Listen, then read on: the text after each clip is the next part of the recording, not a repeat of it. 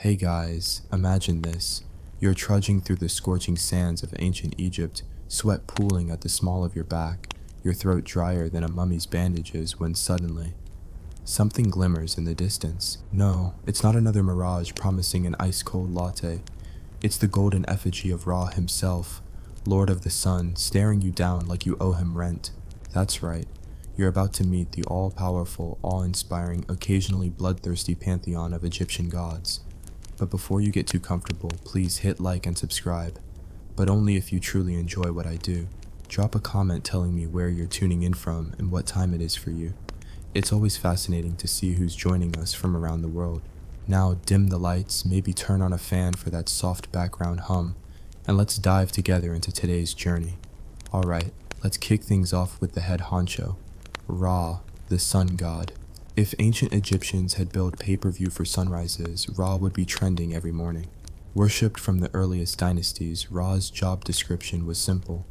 Drive a fiery chariot across the sky, maintain cosmic balance, and occasionally blast the stubborn with lethal sunbeams when they'd sleep through their morning prayers. Fun fact, if you thought your commute was bad, Ra had to fight a giant serpent named Apophis every night to make sure the sun rose again. That means Ra was effectively on call 24/7, no breaks, no holidays. Imagine responding to angry emails about slow Wi-Fi while simultaneously battling a primordial demon in total darkness. Good luck with that. Enter Amun, once a local Theban deity so shy he hid his face behind a ram's mask. When he married Ra, they became Amun-Ra, an unstoppable combo like peanut butter and jelly or sarcasm and YouTube commentary. Suddenly, Amun's popularity exploded, complete with massive temples and a priesthood so powerful they could make or break pharaohs like a game of Jenga. I mean, who wouldn't trust a god who rocks two personas like a divine Clark Kent, mild-mannered local hero by day, cosmic overlord by night? But let's be real, no pantheon is complete without some sibling rivalry. Enter Osiris, Isis, Set, and Nephthys, family drama straight out of a reality show. Osiris, god of the afterlife and agriculture, married his sister Isis. Talk about keeping it in the family. Then along came Set, a hot-headed god of storms and chaos who, jealous of his brother's fan club, murdered Osiris and hacked him into 14 pieces. Gross, right? But wait, it gets better. Isis, a sorceress so devoted she could channel necromancy via resin and linen rituals, reassembled Osiris limb by limb. No, this is not the plot of a low-budget horror flick. It's Wednesday night dinner at the River Nile. Once resurrected, albeit minus a few fingers, Osiris took charge of the underworld, making sure the dead were judged fairly, or at least as fairly as a bureaucracy of thousands of deities could manage. Picture the DMV, but everyone's wearing a jackal's head and nobody has enough pink slips. Meanwhile, Set got so bored of his desert despot role that he once tried to usurp Horus, Osiris's son. Cue epic battle, cosmic fireworks, and an eye-gouging incident. Legend says Horus' left eye was gouged out and healed by Thoth, the ibis-headed god of wisdom, setting a permanent cosmic lens prescription. Moral of the story? Never piss off your nephew, especially if his uncle happens to be a god of destruction. Speaking of Thoth, this feathered scribe deserves his moment in the spotlight. As the god of writing, knowledge, and magic, Thoth was the ancient world's ultimate librarian. Every time you cursed yourself for losing your pen mid-note, thank Thoth. He's the reason scribes could record taxes, epic poems, and tedious temple inventories. Legend claims Thoth invented hieroglyphs after watching birds doodle in the sky one boreal afternoon. So next time your chicken scratch notes horrify your future self, spare a thought for Thoth, and maybe invest in a better pen. Now, let's take a detour to Bastet, the cat goddess, patron saint of felines and unexpected nap times. Worshipped in Bubastis, Bastet's huge festival once drew tens of thousands of revelers who partied until their sandals literally fell apart. Unlike other gods who demanded solemn ceremonies and ritual sacrifices, Bastet was all about the fun, music, dancing, and the occasional cat parade. Sacrifice? Only if it's a loaf of bread shaped like a cat or a fresh fish. Modern pets, take note. Your ancestors were literal gods, but behind every playful deity lurks a darker twin. Meet Sekhmet, Bastet's lioness alter ego, goddess of war and plague. When Ra decided humans needed a lesson in obedience, He sent Sekhmet to wreck shop. She scoured the lands like a caffeinated tornado, turning civilians into roadkill faster than you can say papyrus. The universe nearly tipped into chaos until Ra sobered up his divine wrath by drowning her in beer dyed red. Sekhmet, thinking it was blood, sipped quietly, got drunk, and decided, I'm good. That's right, ancient Egyptians invented binge drinking to save humanity. Frankly, I have to respect their commitment. Next on our whirlwind tour, Anubis, jackal-headed guardian of the dead. As mortuary deity, Anubis conducted the crucial weighing of the heart ceremony in the afterlife. If your heart weighed more than a feather, you got chomped by Ammit, part crocodile lion hippo demon. No second chances, no appeals.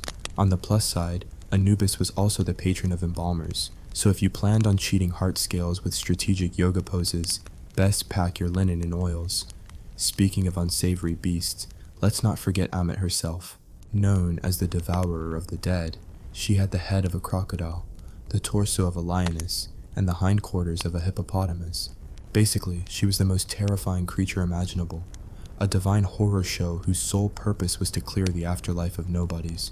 If you ever wondered why Egyptians were so obsessed with funerary rituals, it's because they didn't want their immortal soul to be the main course at Ammit's midnight snack break. Finally, a quick nod to Sobek, the crocodile god. He might seem like a villain if you've ever swum in the Nile and nearly lost a limb, but Sobek's real deal was fertility and military prowess.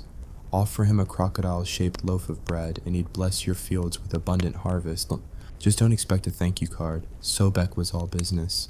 So there you have it, the unscripted, slightly bloodthirsty, and endlessly absurd introduction to Egyptian deities.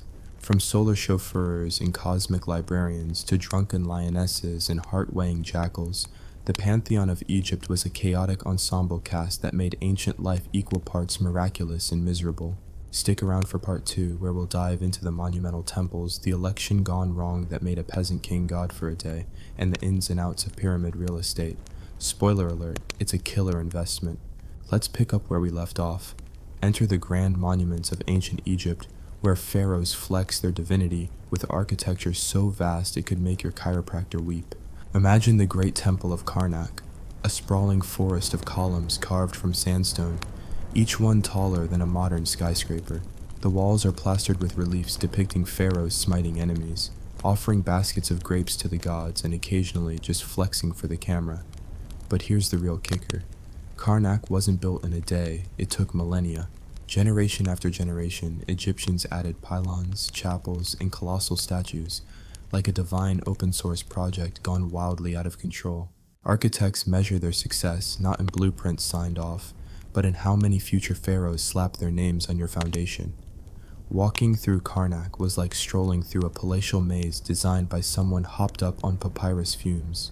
Once you entered the hypo-style hall, with its 134 columns arranged in 16 rows, you'd feel as small as an ant under a psychedelic sky of carved hieroglyphs. Every inch was covered in narrative, the god Amun-Ra approving tribute, the pharaoh releasing captured prisoners, and a few surreptitious jokes carved into a hidden niche by a bored scribe. Seriously, those ancient comedians left petitions like, "If you can read this, you owe me a beer."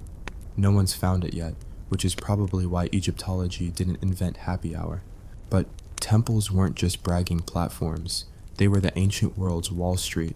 Priests controlled vast landholdings, fields, and workshops.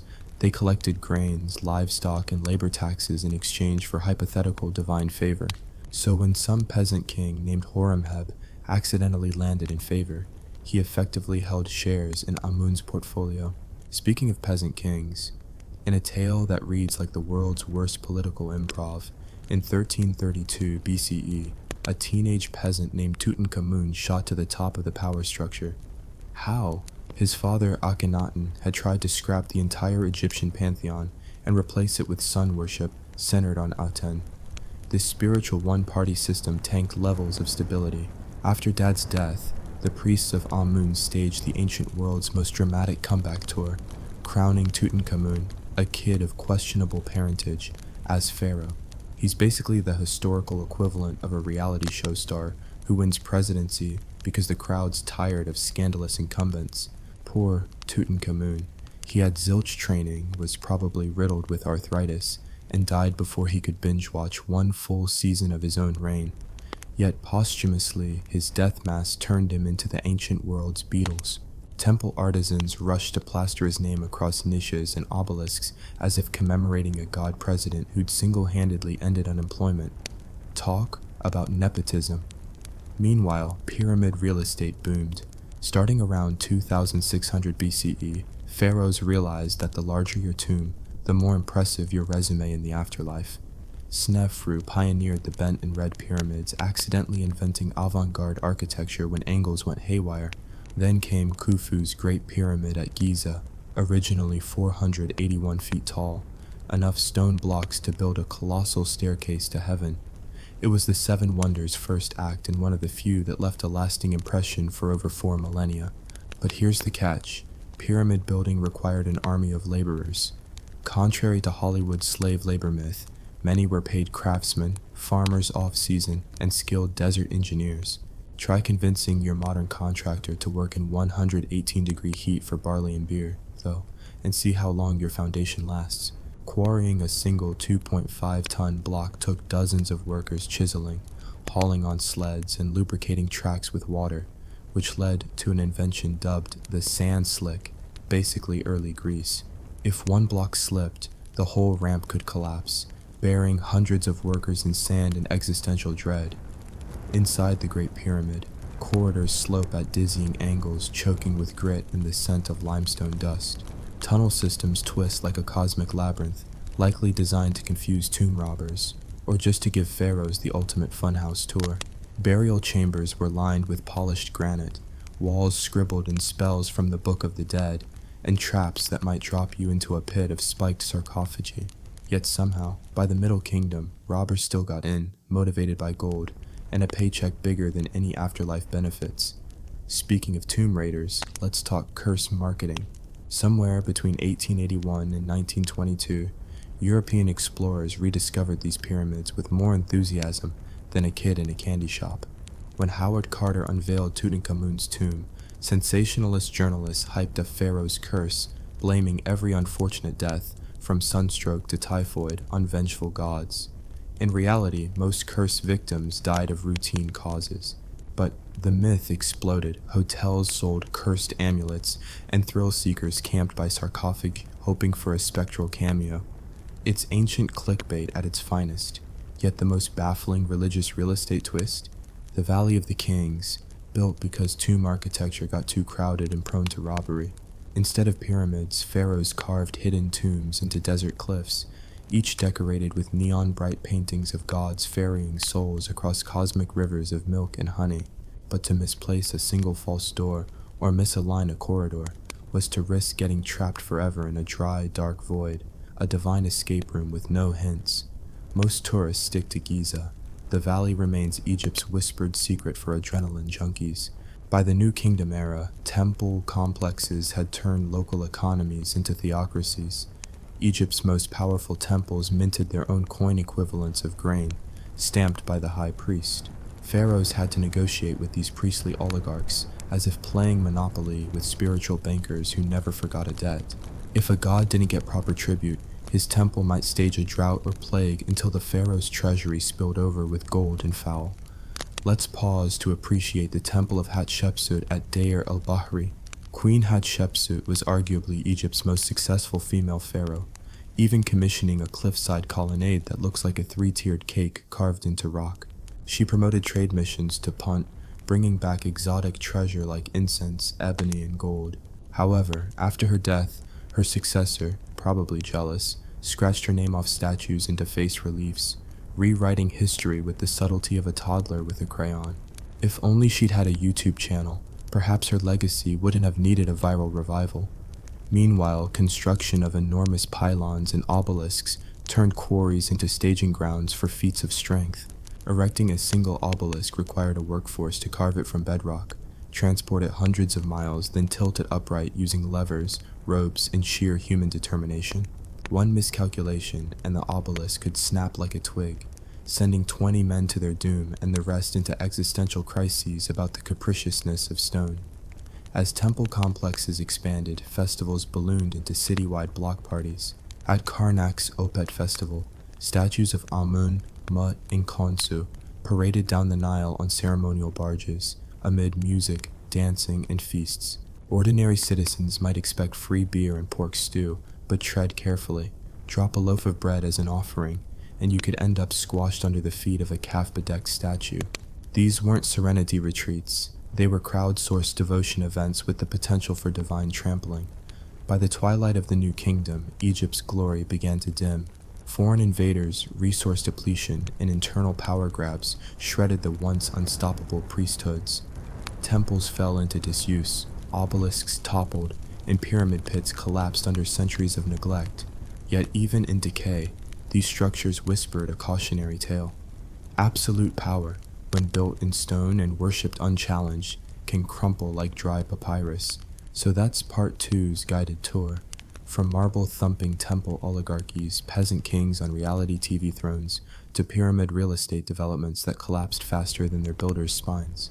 Next time in part 3, prepare for the riotous afterlife markets, the divine bureaucracy behind mummification, and the cosmic insurance policies Egyptians purchased to guarantee their soul's safe arrival. Spoiler, death was just the beginning of paperwork. Alright, buckle up, because part 3 is where things get bureaucratic. Yes, even in ancient Egypt, death came with more paperwork than a tax audit. First up, the afterlife market. No, it wasn't an Amazon fulfillment center, but it might as well have been. Egyptian merchants hawked everything from alabaster canopic jars to miniature figurines of servants called shabti, each inscribed with a magical job description. In case the afterlife gets busy, let this shabti do the heavy lifting. Imagine ordering an eternal workforce you never have to pay. Talk about employee satisfaction. These weren't cheap trinkets either. Quality shabti cost enough grain to feed a family for a month. Repairing a cracked jar or replacing a faded amulet required a side trip to the Temple of Thoth's scribal shop, where clerks charged fees by the mem. 1 mem for basic inscription, 2 mems for decorative flourishes, and don't even ask about photorealistic hieroglyphs. But why did Egyptians need these eternal work permits? Enter Osiris's cosmic HR department, the Hall of Two Truths, where your heart got weighed against the feather of Ma'at, goddess of truth and justice. You might think a feather sounds light, but don't be fooled. If your life had more guilt than granaries, your heart sank heavier and you became Amit's midnight snack. To guarantee you aced this divine exam, Egyptians carried tiny negotiation contracts called the Book of the Dead. Spoiler alert, it was less of a book and more of a pick-and-choose scroll of spells, like a Wild West spell buffet. Pick spell 30 to speak to crocodiles, spell 125 to bypass annoying gatekeepers, and spell 76 to charm red-hot scorpions out of your sandals. Sorry, no guaranteed refund if your spell 33 doesn't resurrect your pet crocodile. Terms and conditions apply. Next, let's talk mummification, the world's first premium embalming service. For around a year, the deceased's innards were lovingly removed, desiccated with natron salt, and stored in canopic jars under the watchful eyes of the 4 sons of Horus. Each son protected a different organ, Imseti for the liver, Hapi for the lungs, Duamuta for the stomach, and Kebasenua for the intestines, like a celestial Avengers team. But these jars required their own divine insurance policy.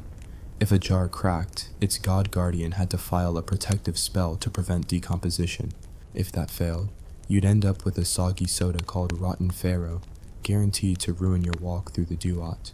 Once the body was dried and scented with resin, priests wrapped it in hundreds of yards of linen, applying protective amulets between layers.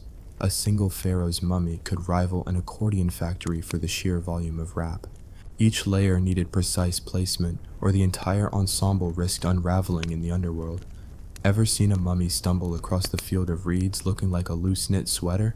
Neither have I, but apparently those cosmic wardrobe malfunctions were the stuff of legends. But what about the afterlife real estate? Egypt didn't sell beachfront property, but your tomb location was critical. The elite scouted sites close to Abydos, Osiris's hometown, hoping proximity would pay off in divine attention. Farmers begrudgingly donated land deeds to secure family plots, leading to neighborhood feuds and after-death squabbles. You'd think dying would be peaceful, but no. You had to ensure your family could handle condo fees to keep your tomb maintained. If unpaid, tomb caretakers stripped offerings, and your sarcophagus became the neighborhood's best firewood. Meanwhile, the god of wisdom, Thoth, didn't just author hieroglyphs, he oversaw cosmic record-keeping. At the end of your weighing of the heart gig, Thoth jotted down your results in the celestial ledger. Misspell your name? You got reincarnated as a dung beetle for a millennium. No margin for error. Let's not forget Sekhmet.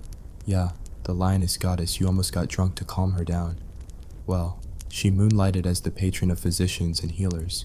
When plague struck, Egyptians paid Sekhmet-friendly priests to perform blood offerings and incantations, basically a cross between a blood drive and a rock concert.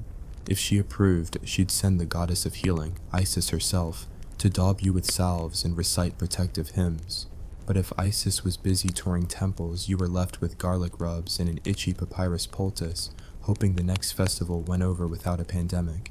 Speaking of pandemics, let's pivot to magic and medicine. Ancient Egyptian doctors were part magician, part surgeon.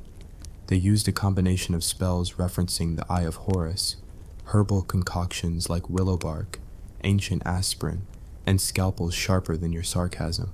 For headaches, they'd prescribe cold catfish compresses. Yes, literally fish, because who doesn't enjoy slimy critters on their temples? For parasitic worms, they had more brutal treatments. Insert a spiny citrus root and pray. Client satisfaction? Let's just say it topped modern Yelp ratings in would not recommend. Now, if you thought that was wild, here's a twist. Some Egyptians actually believed they'd wander back to their mummified bodies after judgment. To facilitate this, tombs featured ritual portals painted with illusions of open doorways and windows, like cosmic IKEA instructions. If you lost your way, these optical portholes were supposed to zap you back to your interred shell. No GPS needed, though modern visitors still get lost in Valley of the Kings, so maybe GPS wouldn't hurt. Meanwhile, festivals for Hathor, goddess of love and music, offered a break from cosmic dread. In Dendera, crowds streamed to sing bawdy songs, dance around cattle burials, and give thanks for earthly pleasures. Yet, don't get too comfortable. Hathor's cult sometimes involved bull sacrifices and orgiastic rituals that made Mardi Gras look like a church tea party.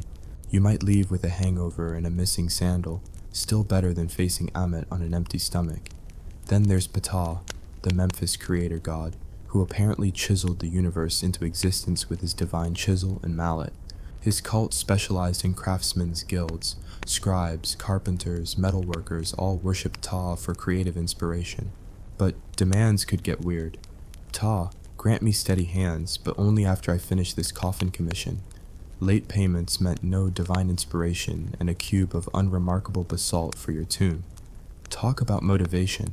By the end of the New Kingdom, the cosmic insurance model had evolved.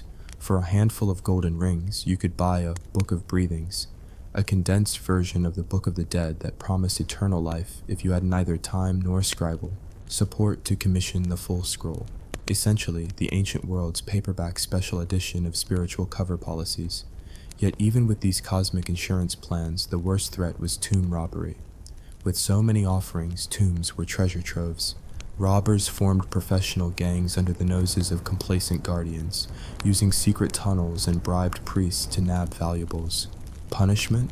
If caught, they were ritually drowned in the Nile, claiming this saved the gods from anger. But rumor has it, some robbers escaped by bribing the executioner with golden amulets. They knew the afterlife bargaining game. And so, we reach the thrilling crescendo of Part 3, a world where death meant more work than life, and the only certainty was that the gods could upsell you at every turn. From Shabti job listings to Amit's dietary preferences, from Natron funerary spa treatments to bargain bin Book of Breathings. The afterlife economy was an epic mashup of ancient hustle culture. Stick around for Part 4, where we'll unravel the decline of Egypt's divine empire, the mummy mania of later eras, and the scandalous secrets modern archaeologists uncovered in dusty desert tombs. Spoiler, Cleopatra makes a cameo, treasure maps mislead, and some curses are more marketing ploy than mortal peril. Welcome to the grand finale, Part 4, where the divine drama decays, Cleopatra makes her cameo, and modern archaeologists unearth scandals that would make Ra facepalm. By the late pharaonic period, Egypt's golden age of godly dominion was flickering like a dying torch. Foreign invaders, Libyans, Nubians, Assyrians, Persians, rolled through the Nile Valley like cosmic party crashers, each bringing their own deities, bureaucracies, and reality shows. Temples once bulging with offerings now creaked under unpaid labor, and priests who'd once dictated pharaonic policy found themselves extorting whoever still paid tithes to Amun, or at least what remained of him. Then came Cleopatra VII, the franchise's final star. She wasn't just any pharaoh, she was a political prodigy who spoke at least a dozen languages, kissed up to Julius Caesar and Mark Antony, and wielded religion like a PR stunt. Her entry strategy, dress as Isis at temple festivals and declare herself the very embodiment of the goddess of love and fertility. Spoiler, it worked. Romans thought she was a living deity. Suddenly, Cleopatra went from goddess worshipped in Alexandria to global influencer before Instagram existed. If only she'd had better product placement deals than just ASP venom vials and Roman legionnaires. Under her reign, temple economies briefly revived. She sponsored new statues, diamond encrustments, and a cult of Serapis, a hybrid Greek-Egyptian deity designed to unite her multicultural empire. But let's be honest, when Rome's Senate decided she was too dangerous, even her divinity couldn't save her. Epic failure of celestial marketing. R.I.P. Cleopatra, patron saint of missed exit strategies. Rome's annexation in 30 BCE marked Egypt's divine vacuum. Official temple worship dwindled. Priests turned to small-scale merchandising. Replica amulets, cursed scrolls marketed as novelty items, and obelisk-shaped bookends carved in Siene. The once mighty priesthood collapsed into private tutoring gigs. Learn hieroglyphs in 30 days, impress your neighbors. Cleopatra's beauty secrets, makeup kits so good even Bastet approves. Summon Ra in your living room, candles and incense included. Meanwhile, Christianity spread faster than Nile floods. Monks defaced pagan temples, plastering biblical scriptures over Amun's reliefs, and smashing statues of Sobek. Suddenly, the Greek god in 3 persons was more fashionable than an ibis-headed scribe. Yet, pockets of traditional worship persisted. Secret cults met by moonlight to croon hymns to Osiris, swap mummification tips, and gamble on who'd have a lighter afterlife. Spoiler, they lost. Flash forward to the Middle Ages. Egypt's monuments lay buried under sand and legend. Now picture dusty desert explorers in pith helmets stumbling upon Karnak's columns. They saw nothing but giant stone corpses marking bygone gods, until tonight, when some fool tiptoed into a tomb with a lantern and felt a cold whisper. Cue sensationalist newspaper, cursed pharaoh awakens. Front page hysteria that sold more copies than fish and chips in London. The 19th century craze peaked with Napoleon's expedition, which brought Rosetta Stone back to Paris, your ticket to decrypt cosmic spam. Scholars deciphered hieroglyphs, exposing temple tax ledgers, scandalous love letters between priestesses, and records of pyramid builders rioting over lunch breaks. Turns out, not all pharaohs were divine. Some were just stressed-out human rulers who napped through ceremonies and oversaw shoddy tombs. Modern Egyptology is part science, part detective noir. Archaeologists use ground-penetrating radar to find hidden chambers, LiDAR to map temple complexes under shifting dunes, and DNA testing on mummy bandages, revealing that Ramses III might have been assassinated by his harem in a palace coup. When you thought your family gathered for awkward reunions, imagine one where your uncle tries to slit your throat with a ceremonial dagger. Speaking of which, let's address the mummy unwrapping shows. In the early 20th century, sideshows billed mummies like rock stars, unrolled on stage while audiences cheered or fainted. Some curators even marketed mummy medicine, ground-up remains sold as elixir to cure rheumatism. Totally safe, they assured. You'd cough up a lung, but maybe it'd cure your arthritis too? Excellent business model until regulations hit harder than a scorpion sting. Treasure maps? Archaeological misconceptions have taught generations that pyramids hide buried gold rooms ready for the taking. Reality, most tombs were looted in antiquity. What remains is rubble, false doors, and a stray sandal. Yet, adventure novels still hype secret passages equipped with poison darts and spike pits, divine booby traps designed by Set's less-haired cousin, Set Jr. Explorers come armed with cameras instead of torches, but sometimes still return with unexplained scratches and tales of whispered hieroglyphic warnings. As for curses, they've become a marketing tool. Tourist shops sell papyrus scrolls with fake ancient curse inscriptions, complete with faux aging effects. Buyers giggle over stale threats. Whoever reads this shall lose their Wi-Fi connection. It's hilarious until your coffee machine malfunctions the next day. Was it fate or just a loose wire? Who's to say? Today, Egypt's monuments face new curses: pollution, stray cats nesting in statues, and souvenir hunters chipping off fragments of history. International teams race against time, climate change, and black market antiquities traders. Conservation efforts involve laser cleaning of hieroglyphs, 3D printing to reconstruct broken reliefs, and community programs teaching locals that selling a sarcophagus fragment won't fund your child's education forever. So what's the bottom line? Egypt's gods once ruled with iron scepters and divine edicts, then dwindled into myth, mummified scandal, and modern tourism gimmicks. Their temples shifted from power centers to archaeological sites, their curses from fearsome to facetious. But their legacy persists in modern architecture, pop culture, and the enduring human appetite for the mysterious. As we wrap up this saga, remember, these stories are more than dusty relics. They're cautionary tales of power, belief, and humanity's knack for turning the divine into commerce. Next time you scroll past a cat meme, give a nod to Bastet. When your GPS reroutes you, thank Thoth. And if your neighbor's mini obelisk bookend breaks, imagine the ancient craftsman shaking his head in the afterlife. Thanks for sticking through our sun-baked journey. From Ra's solar tantrums to Cleopatra's PR genius, from mummification spas to modern laser-cleaned hieroglyphs. If you thought this was over, hit the comments with the one god you'd least like to meet in a dark tomb. And don't forget, like, subscribe, and turn on notifications, or Set might send his storm chariot after you. Just kidding. Maybe. Until next time, keep your heart light, your shabti ready, and your papyrus scrolls dust-free. Peace out. Hey guys, let's be honest. If you've ever thought ancient mythology was all flowery poetry and elegant robes, you've clearly never met the Norse gods. These deities weren't sipping nectar in cozy marble halls. They were wrestling frost giants, drinking mead by the gallon, and occasionally turning into animals for reasons that, frankly, raise a lot of questions. Welcome to the mythological equivalent of an all-night pub brawl, mixed with apocalyptic family drama. We begin at the very start, in the kind of fashion only ancient Scandinavians could dream up, with a yawning void of endless nothingness called Ginnungagap. Yes, the universe was basically one big awkward silence until two realms appeared on either side of it. On one side, Niflheim, a land of frost, mist, and endless health hazards. On the other, Muspelheim, a realm of fire and spiky heat waves aggressive enough to fry your beard off.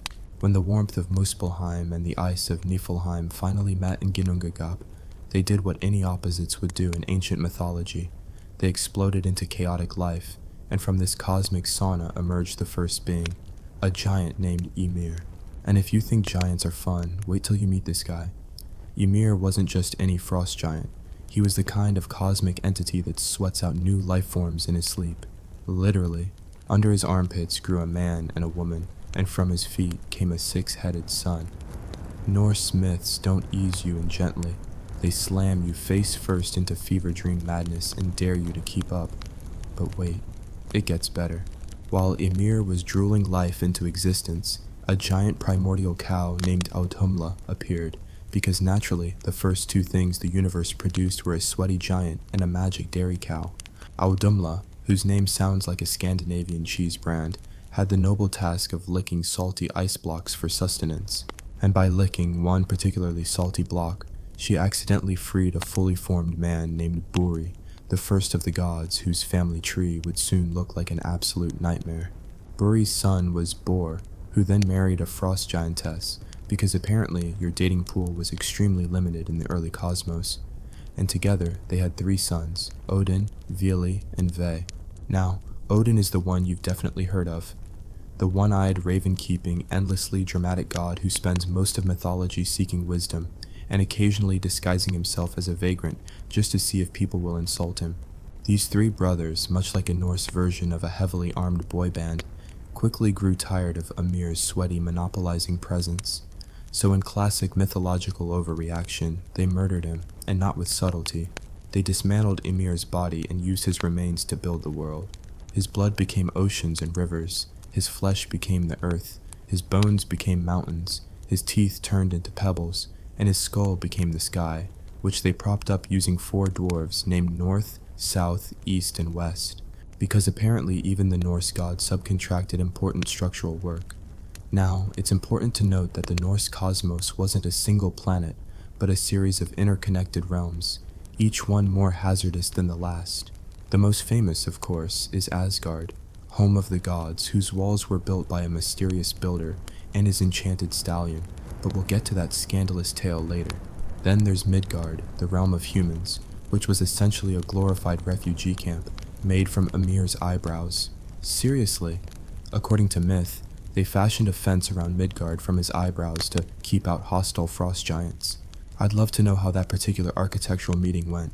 Other realms included Vanaheim, home of the fertility gods, Alfheim, where the elves frolicked and probably wrote smug poetry, Svartalfheim, where the dwarves lived and forged powerful weapons out of pure spite, and Helheim, the bleak underworld, presided over by a half-dead goddess named Hel, who had the cheery habit of welcoming souls with the Norse equivalent of, well, you blew it, back to Odin. He wasn't content with merely dismantling cosmic frost giants and dictating where body parts should go. No, Odin had ambitions. He craved knowledge, power, and a respectable beard length. So, in one of the more metal moments of mythology, he sacrificed one of his own eyes at the Well of Mimir in exchange for cosmic wisdom. Mimir, a disembodied talking head with an annoyingly smug attitude, guarded the well and charged an eye per visit. Odin paid the price, and from then on, rocked the one-eyed look with the same swagger your uncle insists on when wearing a leather vest at family barbecues. But that wasn't enough. Odin also hung himself from the world tree, Yggdrasil, pierced by a spear, for 9 nights in a self-imposed ordeal to learn the runes, the sacred symbols of magic and fate. Yes, in Norse mythology, the top god commits ritual suicide just to get better at word puzzles. Yggdrasil itself deserves a mention. This enormous ash tree connected all 9 realms and was the structural backbone of the Norse cosmos. Its branches reached into the heavens, its roots plunged into underworlds, and it housed more weird creatures than a late-night Viking tavern. There was an eagle at the top whose name no one bothered recording, a hawk named Vedrfolnir perched between the eagle's eyes, a squirrel named Ratatoskr who acted as a cosmic gossip columnist by carrying insults up and down the tree, and a series of dragons and serpents gnawing at the roots, because why not? Among the roots of Yggdrasil lay the 3 Norns, Urd, past, Verdandi, present, and Skuld, future, who wove the destinies of gods and men alike. Even Odin, despite his bluster, couldn't escape their decrees. These ladies spun the threads of fate like an ancient Norse HR department with 0 customer service training. If they didn't like you, tough luck. You were probably destined to drown in a fjord or get mauled by a troll. And speaking of trolls, Norse mythology is crawling with supernatural beings who existed mostly to make mortals' lives miserable. Giants, or Jotnar, were the original bad neighbors. They came in all shapes: ice giants, mountain giants, fire giants, and even those weird family members who show up uninvited to funerals. Not all of them were evil. Some were just misunderstood social outcasts with a tendency for property damage. Then we've got the elves, who come in 2 varieties, light elves and dark elves. The light elves were radiant and beautiful, basically proto-Instagram influencers, while the dark elves were shadowy, grumpy types who lived underground and avoided sunlight like hungover college students. Of course, no Norse pantheon overview would be complete without introducing Loki, the god of mischief, lies, and catastrophic life choices. Loki's a shapeshifter, a trickster, and the guy you absolutely shouldn't invite to weddings, funerals, or legal depositions.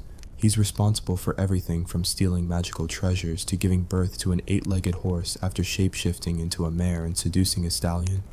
Yes, you heard that correctly. And no, the sagas do not provide enough explanation for how that happened, nor do they apologize for it. That 8-legged horse? Its name is Sleipnir, and it ended up as Odin's personal steed. That's right, the All-Father rode around the cosmos on the equine love child of Loki's weird weekend. Norse mythology operates on exactly that level of casual madness, and with that, We're just scratching the frostbitten surface. In part 2, we'll meet Thor, yes, the original hammer-swinging thunder god and part-time mortal punisher, discover how Asgard nearly got swindled by a mysterious wall builder, and watch Loki's mischief spiral so out of control it makes medieval Iceland look like a polite suburb. Stay tuned, the saga's just getting started. Welcome back to the cosmic circus of poor decision-making, apocalyptic weather patterns, and gods who treat world building like a weekend hobby. If you thought the Norse pantheon reached peak insanity with a one-eyed god riding his shape-shifting blood-relative horse, you were wrong. Now it's time to introduce Thor, the Viking warhammer with a beard. Forget everything Marvel told you. The real Thor wasn't a dreamy, chiseled superhero with an Australian accent. No, the original Thor was a brawling, mead-chugging, goat-chariot-driving thunder deity with a tendency to solve every problem with catastrophic violence. If diplomacy was a tool in the Norse god's shed, Thor had misplaced it centuries ago and replaced it with a hammer named Mjolnir, a weapon so overpowered it could crush mountains, flatten armies, and return to his hand like a medieval boomerang. Mjolnir was forged by the dwarves, Brokar and Sindri, who built it during a drunken wager involving Loki, because of course. The hammer ended up slightly flawed, with a handle a bit too short, because Loki, in one of his finer moments of sabotage, turned into a fly mid-forging session and bit Brokar on the eyelid. But even with a stunted handle, Mjolnir became the divine equivalent of a tactical nuclear warhead. Thor was the god's personal exterminator when it came to frost giants. The Jotnar despised him, and for good reason. He made a career out of storming their fortresses, cracking their skulls, and sometimes drinking them under the table before flattening their homes anyway. He was a folk hero among humans too, with farmers invoking him for good weather and fishermen praying he wouldn't mistake them for sea monsters. But Thor wasn't a one-dimensional brawler. He also had an impressive transportation system, a chariot pulled by two goats, Tangrisnir and Tangjoster, whose names translate roughly to tooth grinder and tooth gnasher. These weren't ordinary goats. You could eat them at night, bury their bones, and they'd resurrect themselves by morning, presumably annoyed but obedient. It was an all-you-can-eat Viking buffet with a built-in respawn function. Now let's talk about the time Asgard nearly got scammed out of its defensive walls. Early in the gods' settlement, a mysterious builder arrived offering to construct an impenetrable wall around Asgard in exchange for the sun, the moon, and the goddess Freya's hand in marriage. Red flags, anyone? Freya, the goddess of love, beauty, fertility, war, and most uncomfortable family dinners, was understandably not thrilled at being offered up like a prize goat. But Loki, because he's somehow always in these meetings, convinced the gods to accept the deal with one catch.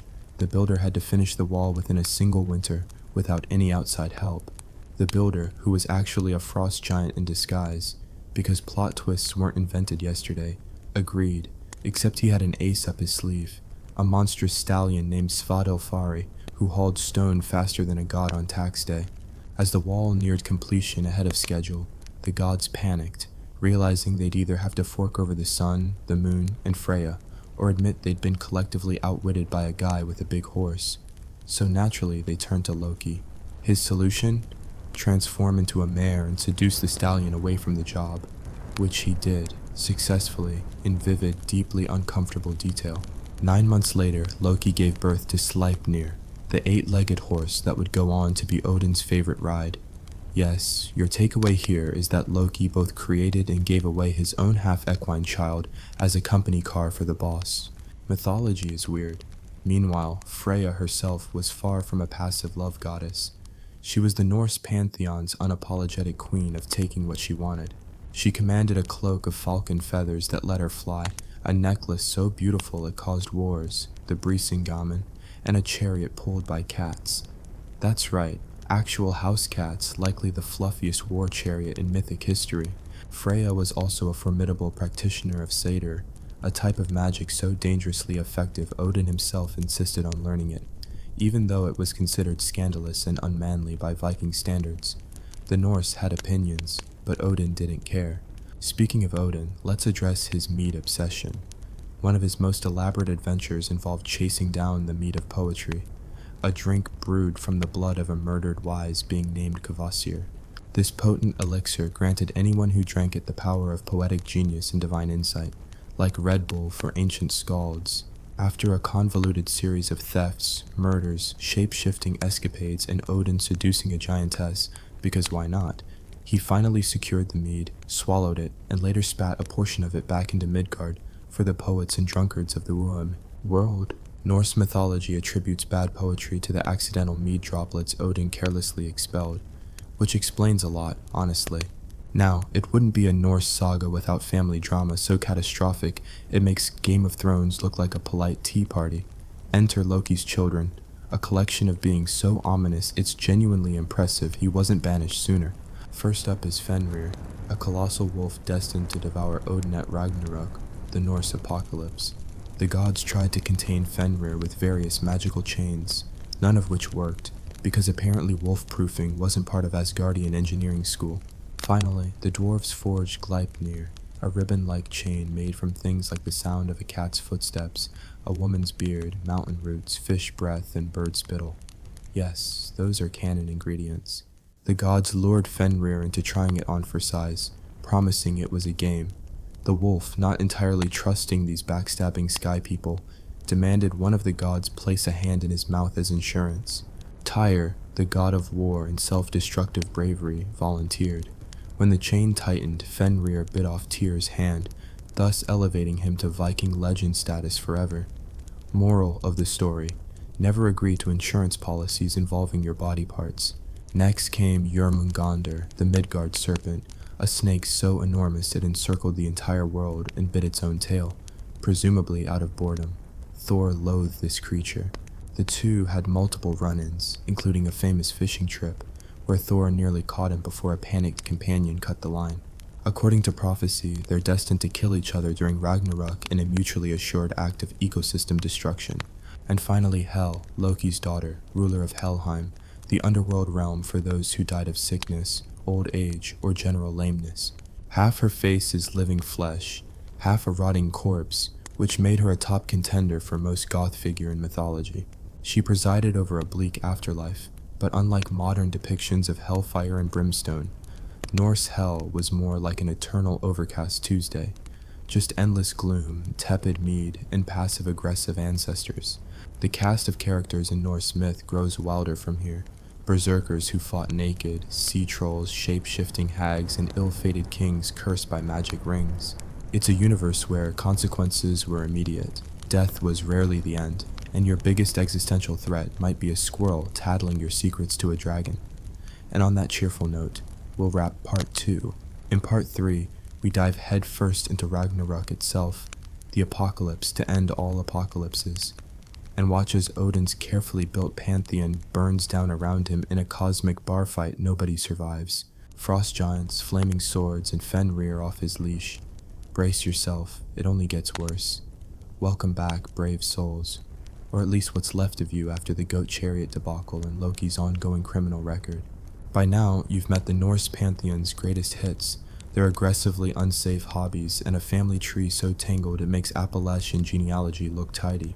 Now it's time for the main event, the grand finale they'd all been prophesying since the first frost giant sweated himself into existence. Ragnarok, the end of everything, the cosmic apocalypse, the Norse gods' very own badly planned retirement party. Now, you'd think a bunch of immortal, all-seeing deities would have prepared for this a little better. Nope. Ragnarok wasn't just inevitable. It was on the calendar, predicted by seers, sung about by skalds, and casually referenced at family dinners, like, "Hey Odin, heard the world end soon. Pass the mead." It begins, as most ancient disasters do, with a string of warning signs so obvious even the dumbest berserker could have seen them coming.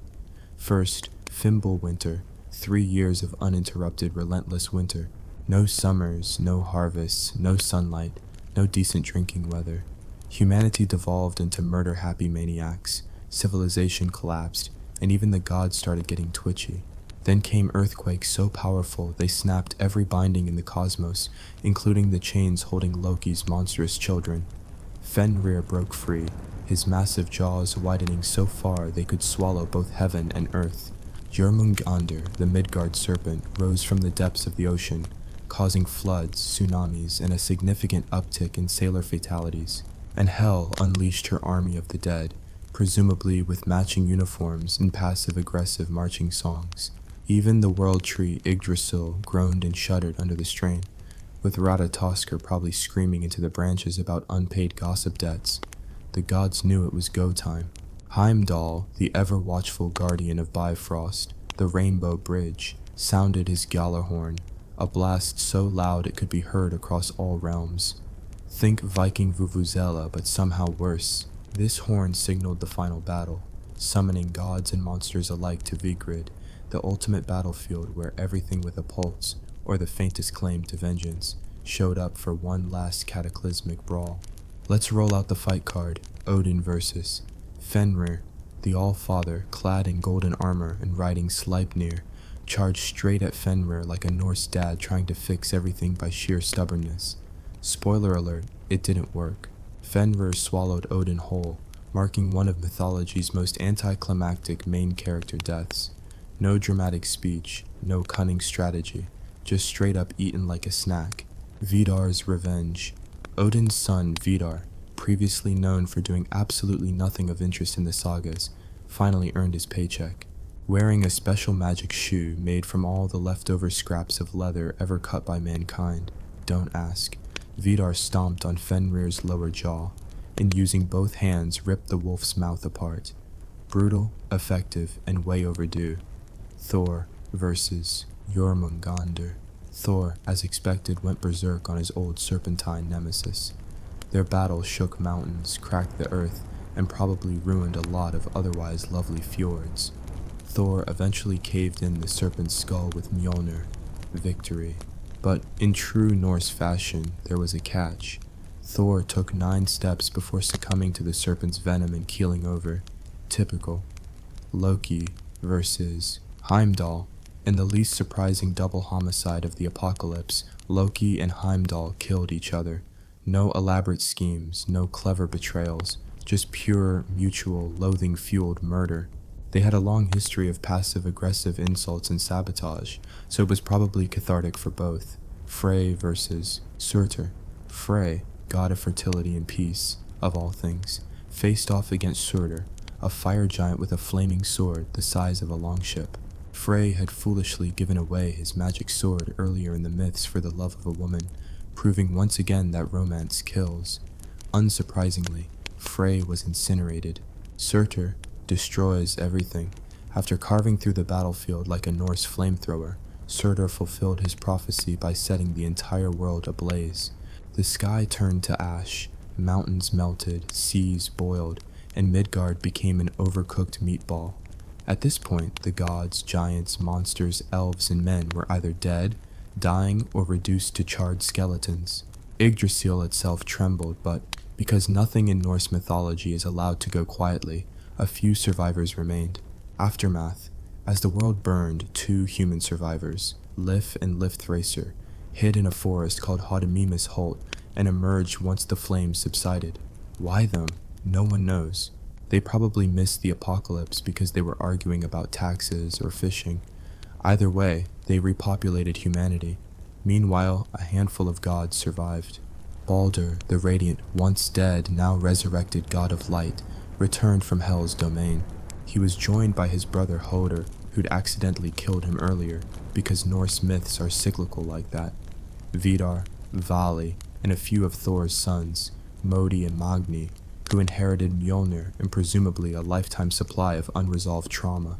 The new gods rebuilt Asgard. A fresh sun rose in the sky, because conveniently a sun goddess had given birth to a daughter before being devoured, and the cycle of life, death, and mythological bad decisions began again.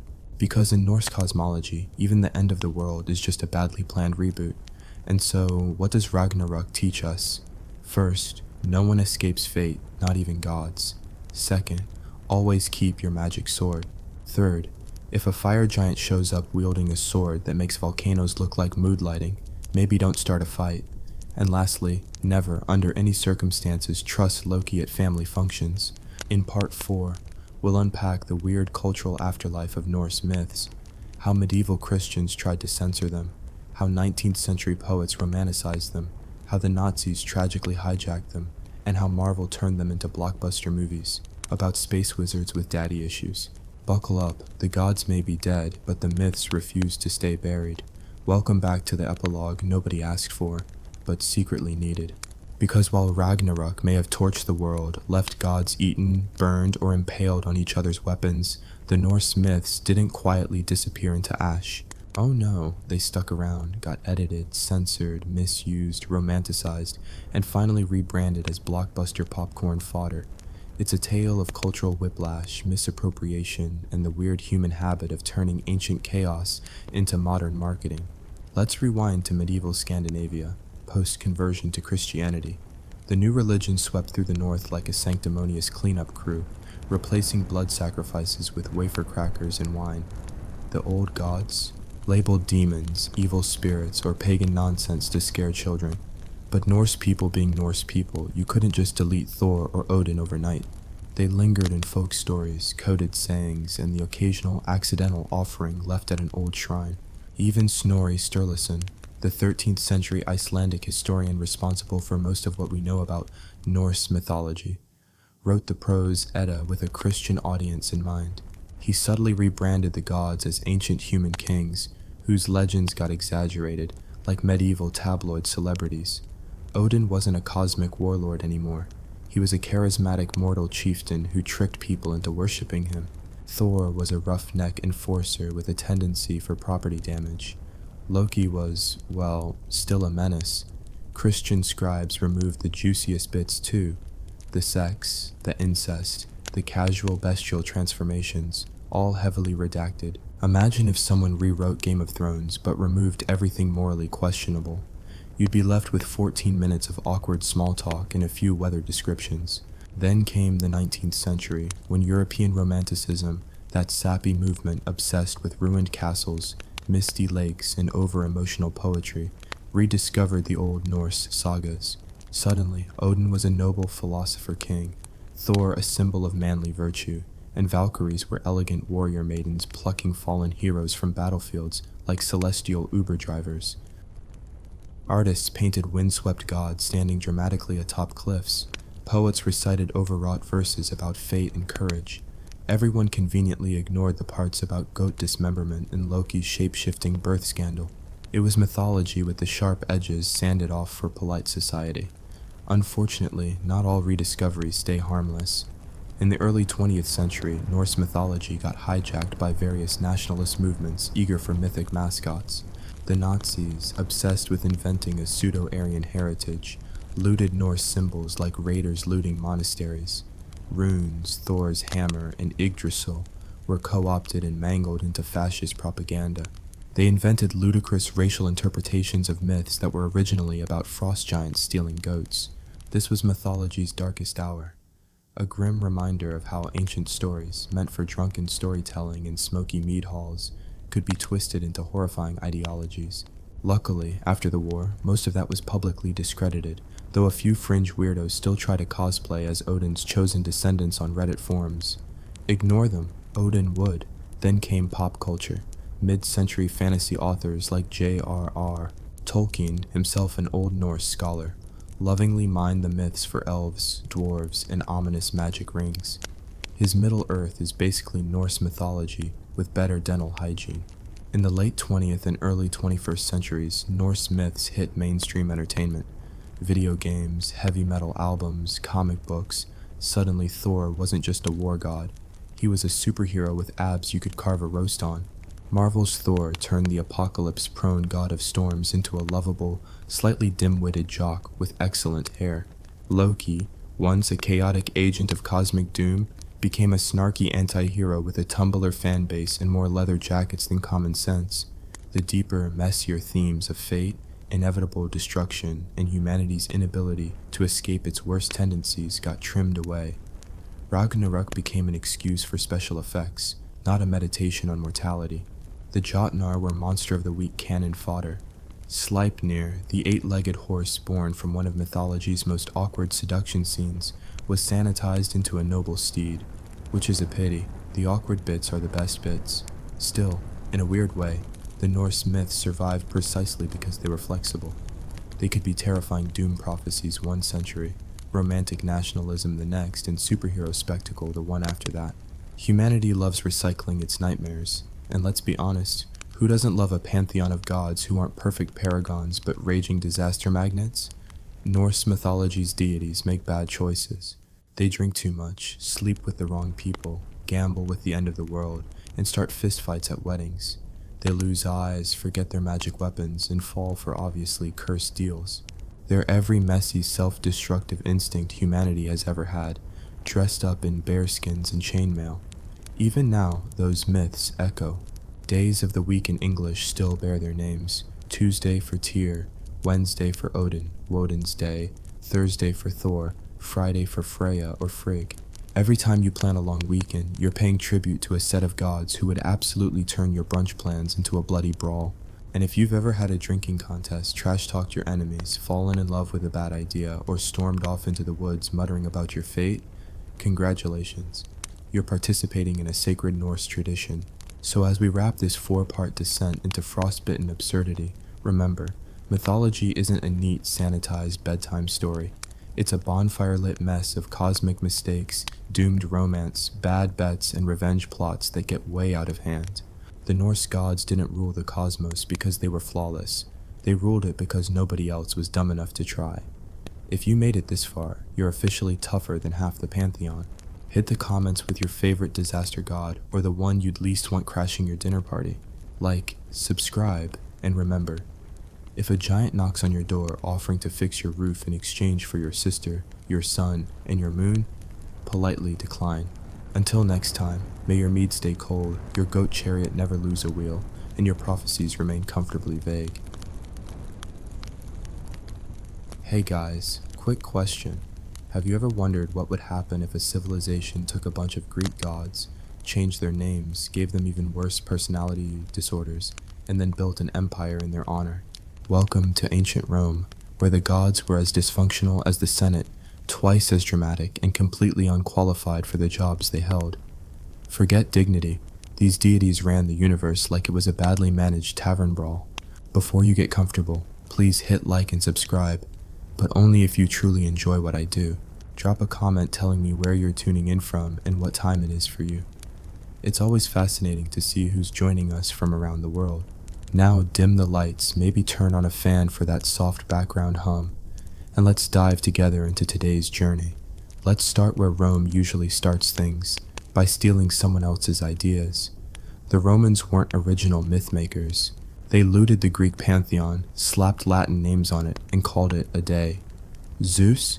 Now he's Jupiter, Hera, Juno, Ares, Mars, Athena, Minerva. It was like the world's laziest rebranding campaign. Take the same unstable personalities, the same god-awful family feuds, but now with togas. But here's the thing, Roman religion wasn't just a pale imitation of Greece's divine soap opera. The Romans approached their gods with all the cold, bureaucratic efficiency you'd expect from the people who invented tax collectors and roads that still confuse Google Maps. Roman gods were less about morality and cosmic balance, and more about transaction. Do this sacrifice, get this favor.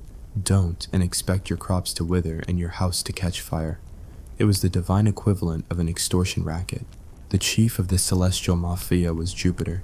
Think of him as Zeus, but even moodier and with an empire complex, god of sky, thunder, and colossal egos.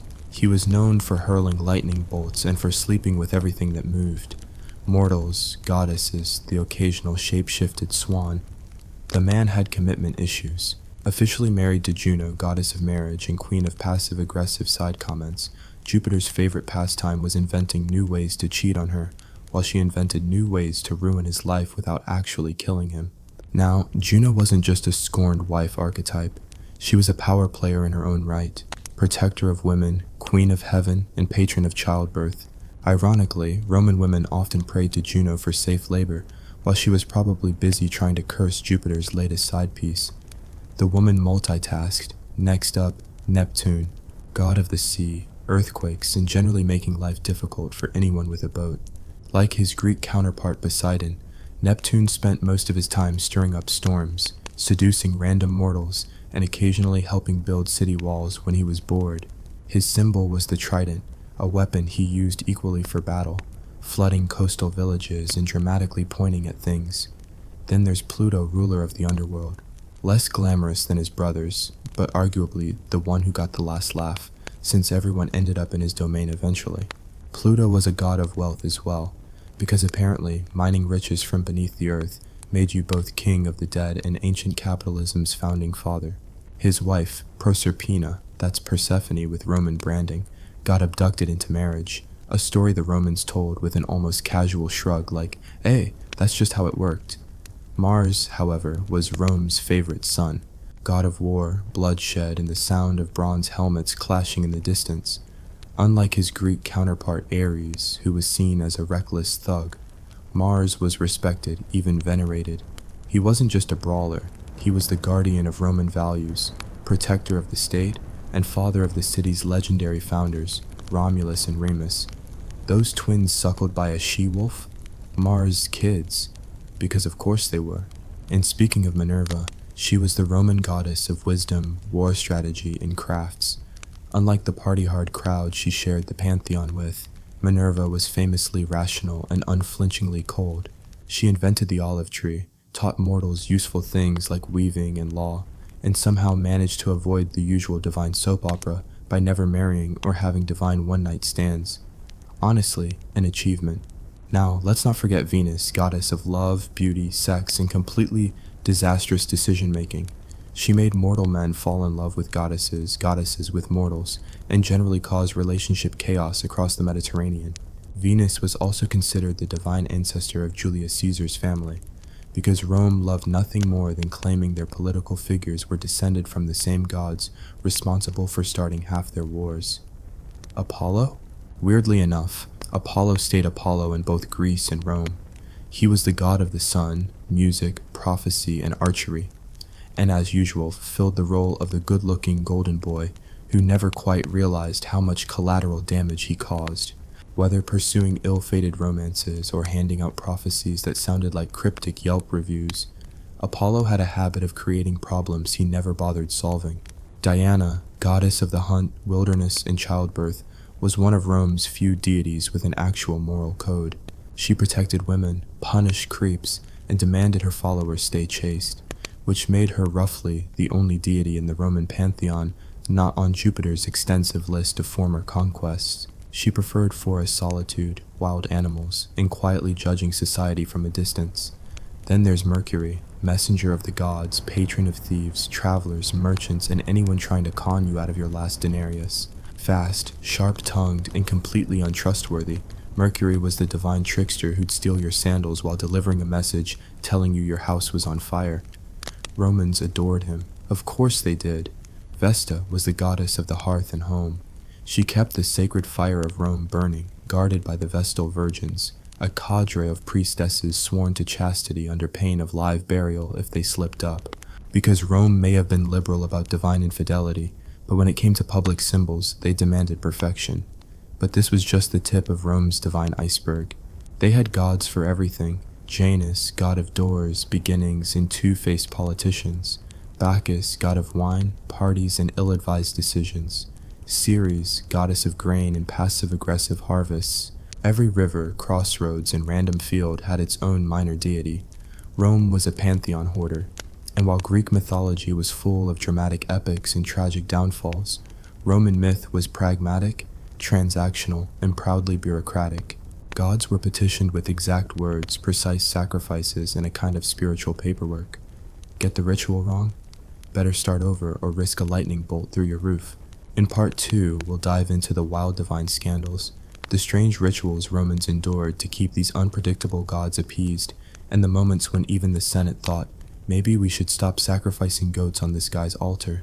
You haven't seen religious chaos until you've seen a Roman priest accidentally summon the wrong storm god during a parade. If you thought Rome's divine lineup was already a dysfunctional family reunion with too much wine and way too many grudges, you're in for a treat.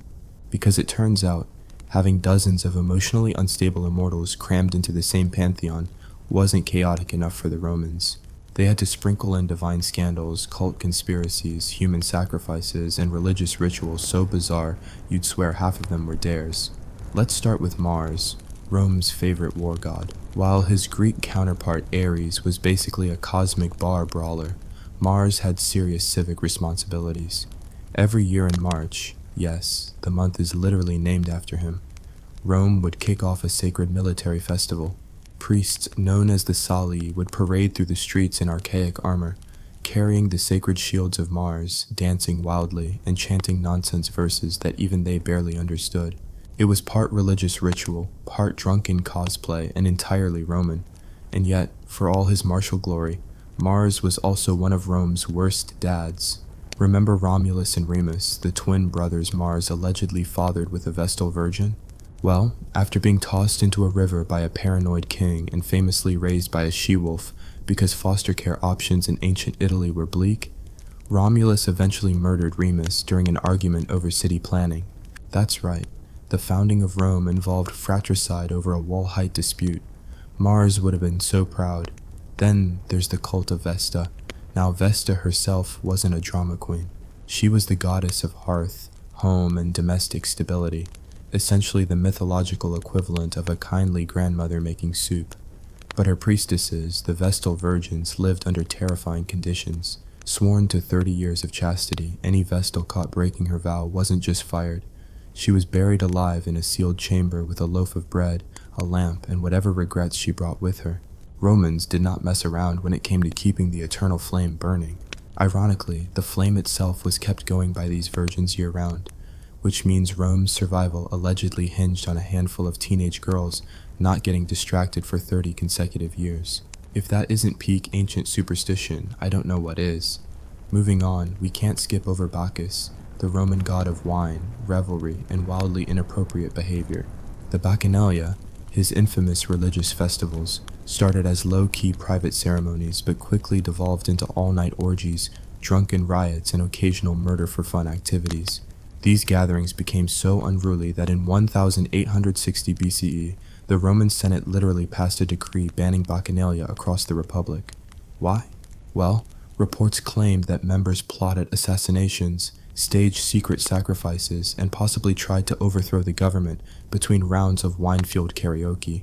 Imagine if your local vineyard tasting room turned into a cultic insurrection, and you'll be close. But Roman religious life wasn't just drunken debauchery. It also involved excessive paranoia. Every action had to be cleared with the gods. And if you messed up a sacrifice, even by stuttering during a prayer, you had to start over. Public sacrifices were held before major battles, senate meetings, or new laws, with haruspices, that's priests who read omens in animal entrails, inspecting livers like they were cosmic magic 8 balls. If the liver looked a bit weird, bad omen. War postponed, sacrifice a second goat, maybe a third, just to be safe. The Romans also built temples everywhere, and not just for their main gods. Every road, boundary, and public square had its own minor deity. You couldn't sneeze in ancient Rome without a local numen, a kind of divine presence, potentially taking offense. And so Rome had gods like Terminus, god of boundaries, Cloacina, goddess of sewers, and Forculus, god of doors. Yes, an actual god of doors. And you prayed to him every time you moved into a new house. One of the weirdest religious episodes came during times of great crisis.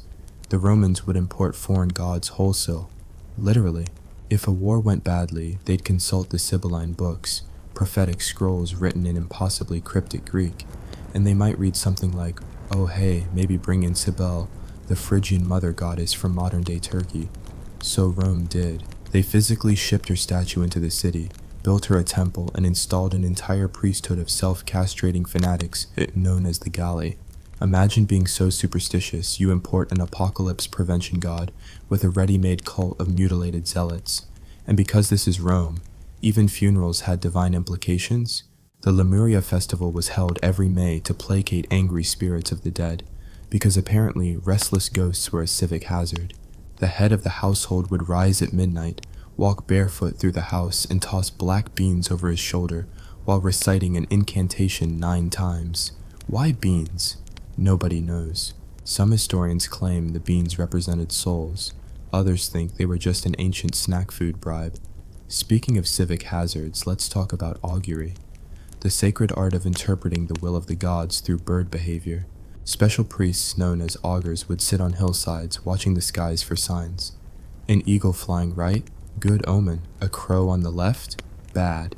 If the birds weren't cooperating, The augur could delay proceedings until the omens improved, effectively giving Rome a theocratic veto system run by pigeons. This wasn't some fringe superstition either. Augurs played a major role in state affairs. Before battles, elections, or major building projects, auguries had to be consulted. Entire wars were postponed because a chicken refused to eat grain. During one naval expedition, when the sacred chickens wouldn't peck at their food, the commander famously hurled them overboard, declaring, "If they won't eat, let them drink." Spoiler, that campaign didn't go well. Even emperors weren't exempt from these divine charades. Augustus, Rome's first emperor, heavily promoted his connection to Apollo and claimed to have been divinely chosen. He restored crumbling temples, staged religious festivals, and acted like the gods personally co-signed his government, which they probably did, because when you control the state religion, you can make the gods say whatever you want. In part 3, we'll unravel Rome's strangest divine personalities, explore how emperors kept trying to turn themselves into gods, and look at what happened when Roman religion finally collided head-on with early Christianity. Hint, it involves lions, colosseums, and awkward public executions. By now, you've met the Roman pantheon's A-list and sat through enough state-sponsored sacrifices, bird-watching politics, and divine cult drama to fill 1,000 toga-clad episodes of reality TV. But we've only scratched the marble surface of Rome's chaotic spiritual life. Because what truly set Roman religion apart wasn't just the endless gods, the parades of trembling virgins, or augurs arguing with pigeons. It was the emperors themselves who, at some point, looked at the whole divine circus and said, "You know, what? I'll have some of that." Let's start with Julius Caesar, because of course it starts with him. Technically mortal, but ambitious enough to get posthumously deified, after being stabbed 23 times by a Senate committee who decided he was getting a little too big for his laurels. The Roman state declared Caesar a god, and just to drive the point home, they built him a temple and claimed a new star in the sky was his divine soul. Nothing says eternal glory like being stabbed to death by your coworkers and then having them name a building after you. This kicked off the grand Roman tradition of emperors becoming gods, either while still alive, after death, or, if they were especially awful, never. Augustus, Caesar's adopted heir and the man who basically invented the Roman Empire, played it smart. He claimed to be the son of a god because Caesar had already been deified, but didn't openly call himself a god while alive. He waited, subtle.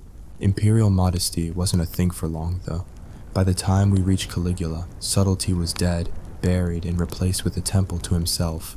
Caligula, famous for his appetite for excess and rumored depravity, most of it probably exaggerated, but who's counting, reportedly demanded to be worshipped as a living god. Statues of Jupiter were ordered to swap heads with his likeness. He built temples to his own glory, held elaborate sacrifices in his honor, and supposedly appointed his horse as a priest. Not a general, not a senator, a priest. Because when you're a megalomaniac in charge of the known world, sometimes you just want to see what happens. Then there was Nero, Rome's most infamous lyre-playing arsonist. While it's unlikely he actually fiddled as Rome burned, Nero did see himself as a semi-divine figure. He built an enormous pleasure palace, the Domus Aurea, complete with a 120-foot-tall bronze statue of himself, styled as Sol, the sun god. At this point, you might think Rome would have gotten tired of mortal egos pretending to be gods, but no. If anything, they leaned in harder. And that brings us to the imperial cult. Officially, emperors were to be worshipped as gods after death. A clever way for the Senate to flatter the ruling family while quietly plotting their replacements. Cities built temples to deceased emperors, held festivals in their honor, and appointed priests to oversee sacrifices to their imperial spirits. It wasn't optional either. Refusing to toss a pinch of incense on the emperor's altar was a dangerous political move, one often punished by death.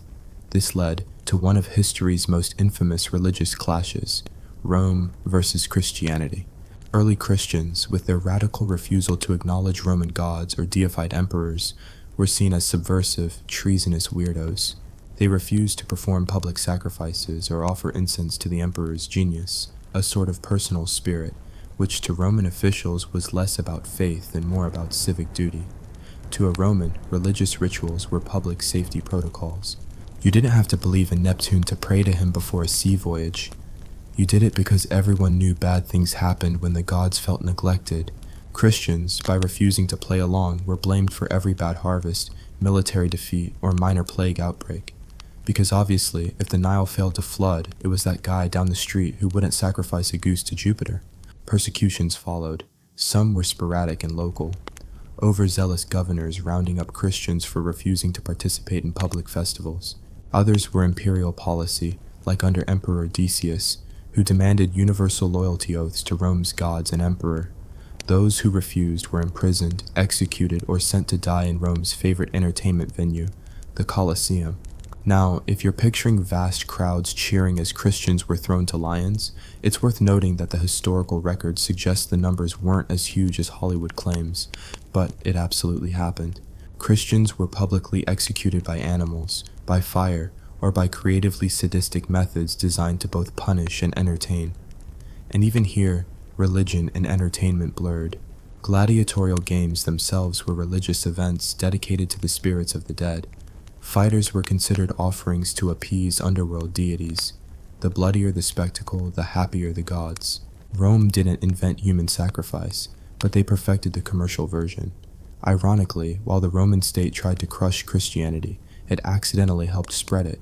Every time a martyr died refusing to renounce their god, their story spread. Rome's network of roads, designed for troop movements and tax collection, also became Christianity's highways. The religion's promise of an afterlife without endless sacrifices and auguries also proved oddly appealing in a society exhausted by bureaucracy and bad omens. By the 4th century, things flipped dramatically. Emperor Constantine converted to Christianity after allegedly seeing a divine vision before battle, because apparently God still loved military coups and declared religious tolerance across the empire. Suddenly, the same religion that got people fed to lions was state-sponsored. Temples to Jupiter, Mars, and the rest fell into disrepair. Sacred fires went out. Augurs hung up their bird-watching kits. Rome's sprawling pantheon was mothballed, their statues rebranded as early saints or melted down for church bells. But not before leaving behind centuries of absurd rituals, catastrophic omens, and a blueprint for every ego-drunk ruler who ever fancied themselves a god. Because if there's one thing Roman religion teaches us, it's this. When you mix unchecked power with superstition, you get a city where the god of sewers gets more respect than your elected officials. In Part 4, we'll unearth Rome's forgotten minor gods, deities of mildew, door hinges, and bad hangovers, and wrap up this divine train wreck with a look at how Roman myths survived, mutated, and got rebranded for modern audiences. If you've stuck around this long, congratulations. You've officially survived the divine family feuds, god emperors, martyr-making, and chicken-based national security system that was Roman religion. But before we close the vault on this gloriously deranged pantheon, we need to address the weirdest, most delightfully pointless part of Roman spirituality, the minor gods. See, the big names, Jupiter, Mars, Venus, they got the temples, the festivals, and the statues. But Rome was a pantheon hoarder. Every niche, activity, object, bodily function, and natural phenomenon had its own deity. The Romans believed the world was so densely packed with divine beings, it was safer to just assume everything had a god attached to it. Let's start with Cloacina, goddess of the sewers. Yes, Rome had a goddess of public plumbing. In a city obsessed with ritual purity and clean togas, it makes sense. The Cloaca Maxima, Rome's famous main sewer, was considered sacred, and offerings were made to Cloacina to ensure it didn't back up and flood the city with literal divine displeasure. Then there was Forculus, god of door hinges, not doors, hinges, because you wouldn't want to insult the deity responsible for that crucial, squeaky piece of wood and iron, separating your house from street crime and angry creditors. And if you thought the god of hinges was absurd, meet Cardia, goddess of door handles. Together, they made up ancient Rome's home security system. The Romans also had Devera, goddess of brooms, invoked to sweep away evil spirits during childbirth rituals and festivals, because nothing says serious theology like a broom deity. One of my personal favorites is Robigus, god of mildew and wheat rust. Every year, the Romans held the Robigalia, a festival where they sacrificed a dog to keep crops safe from mold.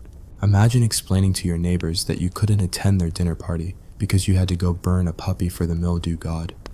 There were also gods of childbirth for every possible stage of labor. Lucina was in charge of bringing the baby into the light. Postverta handled breech births. Prorsa Postverta oversaw head-first deliveries. Lavana lifted the newborn after birth, and Rumina ensured the baby latched onto its mother's breast. Childbirth in Rome was essentially a crowded spiritual conference call. Oh, and don't forget Fabulinus, who helped toddlers say their first words, and Stata Mater, who protected neighborhoods from fires, which was incredibly optimistic in a city made of wood and packed with flammable oil lamps. The Romans even had gods of hangovers and hangover cures.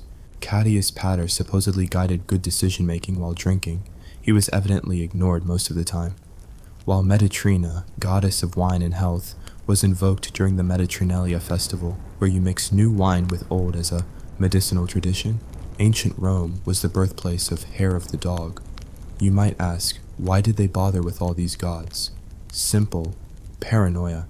The Romans believed divine forces governed every detail of life, and if you neglected even the pettiest god, it could curse you in petty, inconvenient ways. The result? Rome's daily life was basically one long series of nervous prayers, awkward sacrifices, and obscure rituals aimed at keeping an invisible, impossible-to-please spiritual bureaucracy happy. This divine overkill even extended to naming gods that weren't originally Roman. Whenever Rome conquered a new territory, they'd often absorb the local gods rather than destroy them. Celtic, Egyptian, Etruscan deities, all were added to Rome's ever-expanding pantheon. Sometimes they got Roman names, sometimes they kept their old ones, but were assigned a temple and a priest. The gods of the known world ended up crammed into one cosmic waiting room, each hoping for a decent harvest festival. But even the Romans couldn't keep this ridiculous spiritual pyramid scheme running forever. As Christianity spread, the old gods fell out of official favor. Temples closed, sacrifices stopped, and even the festivals died out. The minor gods, those lovable mascots of mildew and door hinges, quietly faded into mythological oblivion. And yet, the fingerprints of Roman mythology remain everywhere. Our calendar is loaded with their names: March for Mars, June for Juno, January for Janus. Words like venereal come from Venus. Modern days of the week still reference ancient gods indirectly through old European traditions. Their myths seeped into medieval folklore, Renaissance art, and Victorian moralizing textbooks. Then 20th century fiction writers dusted them off for everything from epic novels to video games. And let's not forget Hollywood, which managed to turn Jupiter's lightning bolts, Mars' bloodlust, and Mercury's winged shoes into CGI action sequences and slightly confused teenage protagonists. But more than anything, Roman mythology survives because it's a glorious reminder that humans, even toga-wearing empire builders, have always loved inventing dysfunctional gods that behave suspiciously like us. Jealous, impulsive, petty, absurd, and occasionally noble. Deities who get drunk, cheat on their spouses, start wars over insults, and hold festivals to brooms and sewer grates. So next time you find yourself knocking on wood, dreading a bad omen, or thanking whatever force stopped your phone from dying at 1% battery, know you're carrying on a tradition as old as Rome itself. We're still half convinced the universe runs on tiny unseen powers, watching us from the corners of reality with a mixture of boredom and malicious glee.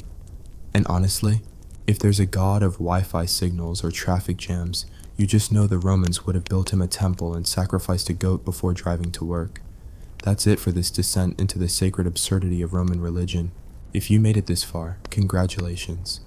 You've officially outlasted half the imperial cult and most of Rome's lesser-known mildew gods. Don't forget to like, subscribe, and drop a comment telling me which minor god you'd dedicate a shrine to. Personally, I'm Team Cloacina. All hail the goddess of sewers. See you next time for another dark, ridiculous dive into the beautifully horrifying mess that is human history.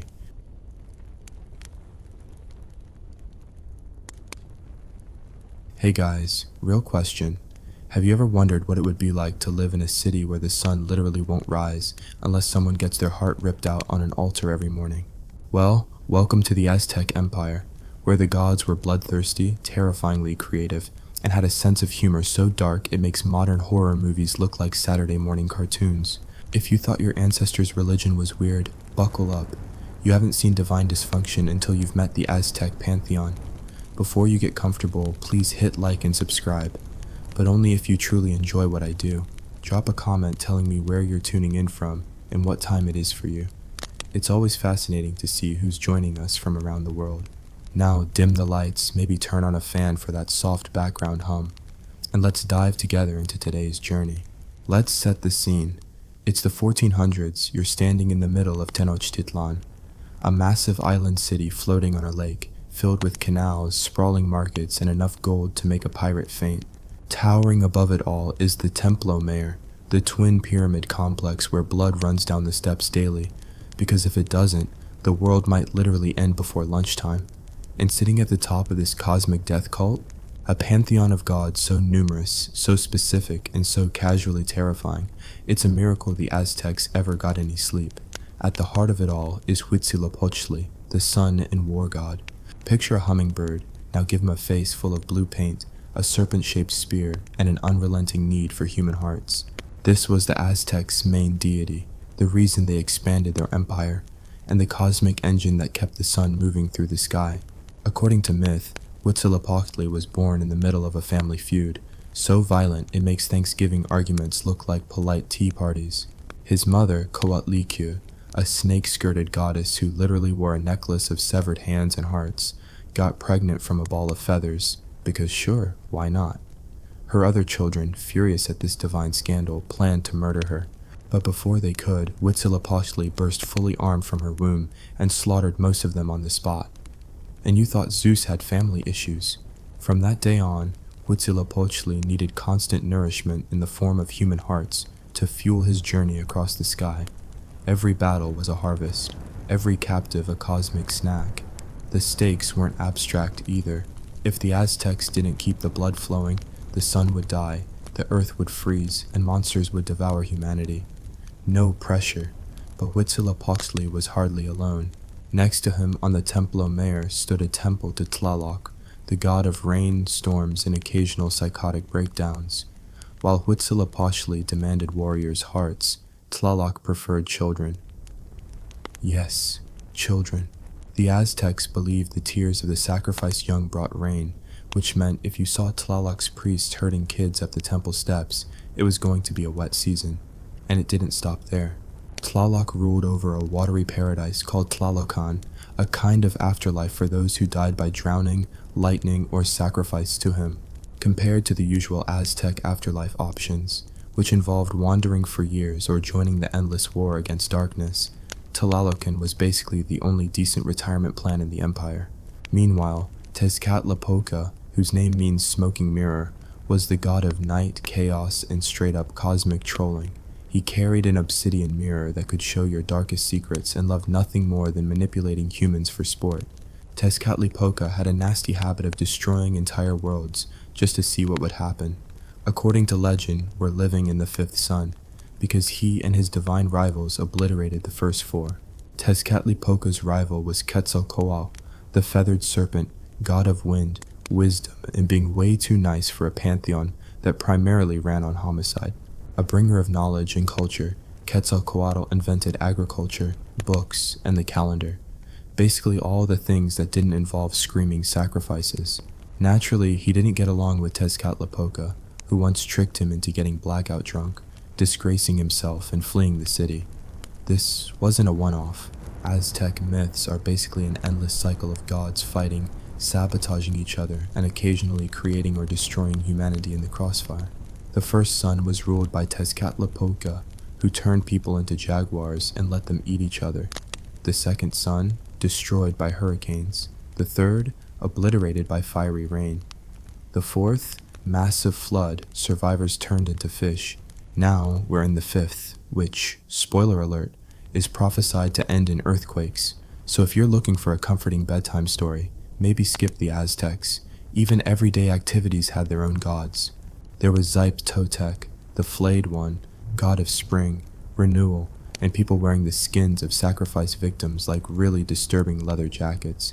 Priests dressed in the freshly removed skins of the flayed for days during festivals, parading around town, which sounds horrifying because it was. But in Aztec cosmology, shedding one's skin symbolized rebirth in the cycles of nature. Totally normal, nothing to see here. Then you had Chicomacoatl, goddess of maize and sustenance. Her worship was less bloody, but no less intense. Since maize was life, festivals dedicated to her involved offering the first ears of corn, creating elaborate food altars, and, you guessed it, more sacrifices. Because no matter how peaceful the god, somebody's heart was getting yanked out. And this is just the start. The Aztecs had gods of salt, pulque, their sacred alcoholic drink, stone cutters, midwives, and even excrement. Yes, Tezcatzoncatl was the god of drunkenness, while Tlazolteotl handled sin, filth, and forgiveness. She was known as the Eater of Filth, because sinners confessed their crimes to her priests, who ritually cleansed them, or sometimes sacrificed them anyway, depending on how bad the offense was. In part 2, we'll dive deeper into the Aztec calendar system, the mythic origins of the world, and how literally everything you did, from brushing your teeth to sneezing, risked offending a god. It only gets weirder, darker, and more stomach-churning from here. If you thought the Aztec pantheon was already a bloody, overcomplicated, deity-infested mess of cosmic anxiety and horrifying festivals, congratulations, you were absolutely right.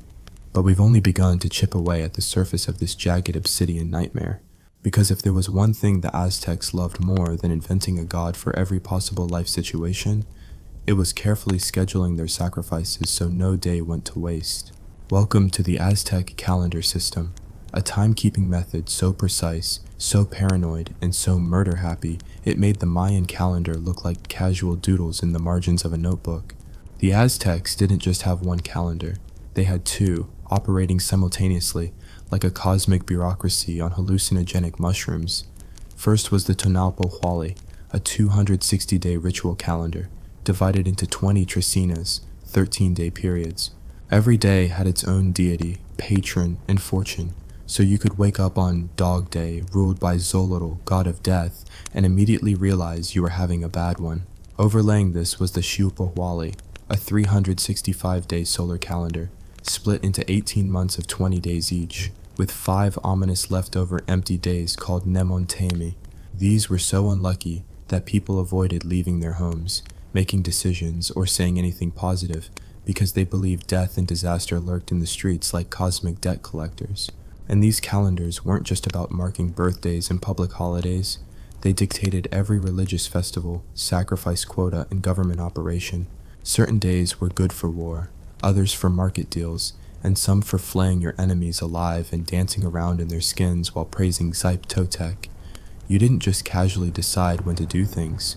The gods decided, and if you ignored them, well, bad things happened. This meticulous obsession with cosmic schedules came directly from Aztec creation mythology, which explained that we are currently living in the fifth sun, the latest version of the world after 4 spectacularly disastrous failures. Each previous era was ruled by a different god and ended with humanity getting wiped out in creative, apocalyptic ways. First son, Tezcatlipoca ruled, but his people annoyed him, so he turned them into jaguars and let them devour each other. Second son, Quetzalcoatl's turn. A flood wiped out the world. Survivors turned into fish. Hope you like swimming. Third son, Tlaloc's era. Fiery rain from the sky. Burned the world down like an angry weather god's barbecue accident. Fourth son, Calchiutlikuo, goddess of water, another flood. But this one lasted so long it allegedly reshaped the land itself.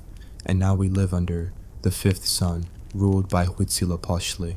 And the only reason the world hasn't been swallowed by eternal darkness is because the Aztecs were frantically ripping out hearts and offering blood to the sun to keep him strong. The stakes were literally apocalyptic every day. And here's the best part. The Aztecs believed the end of this fifth sun would come through devastating earthquakes. So while other ancient cultures worried about drought, war, or famine, the Aztecs lived every day expecting the ground to randomly open up and eat them alive, which, honestly, explains a lot about their personality as a civilization. But it gets better. Because the Aztecs had a god for absolutely everything, they even invented Mequoxochitl, god of games, music, gambling, and all things lucky. His name means 5 flower, and his festivals involved drinking, music, games of chance, and occasional human sacrifices. Because why not ruin a perfectly good party by cutting someone's heart out? They also had Xolotl, the canine god of death in the underworld, twin brother of Quetzalcoatl. Solotl was the patron of monstrosities, deformities, and things that lurk in shadows. He was known to guide souls to the underworld, a perilous journey through 9 levels of increasingly horrific obstacles, rivers of blood, mountains crashing together, deserts filled with razor-sharp obsidian. Most souls took 4 years to complete the journey, assuming they weren't eaten by underworld monsters first. And because one terrifying underworld wasn't enough, the Aztecs had multiple afterlives. How you died determined where you went. Died in battle, childbirth, or sacrifice. You joined Huitzilopochtli in the sky, chasing the sun. Died by drowning, lightning, or disease. Tlalocan, the watery paradise. Died of old age, illness, or some unimpressive way. Straight to Mictlan, a miserable underworld. Speaking of Mictlan, it was ruled by Mictlantecuhtli, a skeletal god with owl feathers and necklace of eyeballs, and a grin that said, "Welcome to eternal suffering." He and his wife Mictlantecuhtli governed the dead, and they weren't exactly known for hospitality. The only way to reach peace was to complete a nightmare obstacle course of rivers, mountains, and beasts. No shortcuts, no prayers, no second chances. Then you had the goddess Tlazolteotl, one of the most contradictory figures in Aztec mythology. She was the goddess of sin, filth, lust, and forgiveness. People would confess their worst deeds to her priests, who then either ritually cleansed them, or depending on the gravity of the sin, arranged for their sacrifice. Classic Aztec customer service, either get purified or eviscerated. And let's not skip Itzpapalal, the obsidian butterfly, a fearsome skeletal warrior goddess who devoured the souls of dead infants and ruled over the paradise of Tamawanchan. She's one of those cheerful deities you don't invite to festivals unless you enjoy hearing blood-curdling shrieks in the night. Every natural force, action, or bodily function had its own god. There were deities of salt, pulque, the sacred alcoholic beverage, stonecutters, midwives, and even dung. Tezcatzoncatl was the god of drunkenness.